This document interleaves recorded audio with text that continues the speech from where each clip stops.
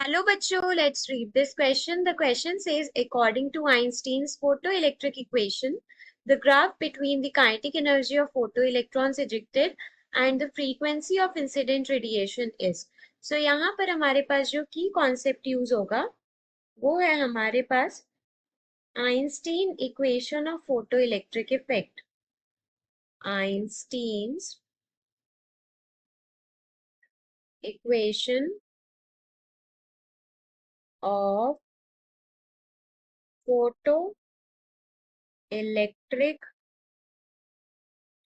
Effect. So question में बोला है कि हमको Einstein's photo electric effect equation के अकॉर्डिंग ग्राफ बनाना है between kinetic energy of photo electrons and frequency of incident radiation. तो सबसे पहले तो हमको इक्वेशन पता होनी चाहिए.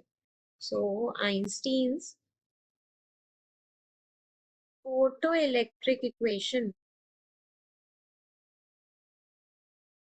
ये है हमारे पास H nu equals to pi plus kinetic energy maximum.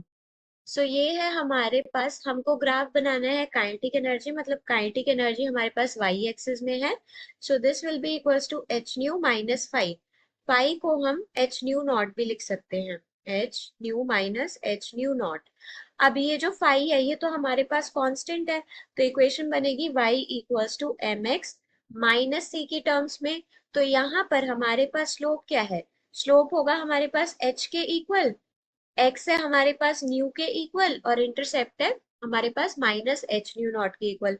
सो यहाँ पर हमारे पास स्लोप क्या है? स्लोप है हमारे पास पॉजिटिव. इंटरसेप्ट सी जो है वो है हमारे पास नेगेटिव. सो हमारे पास ग्राफ कैसे बनेगा? Positive slope with negative intercept on Y axis. तो ये हमारे पास जो पॉसिबल ग्राफ है वो है हमारे पास स्लोप जो है वो पॉजिटिव आ रही है first case, second case, third case में. अब फर्स्ट केस में पॉजिटिव इंटरसेप्ट है तो ग्राफ गलत है.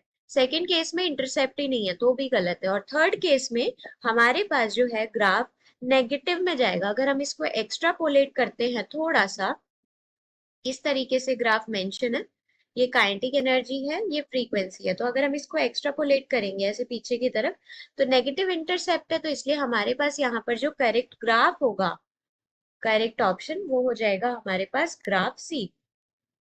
तो graph C. So here C option will be correct. Hope you understood it well. Best of luck.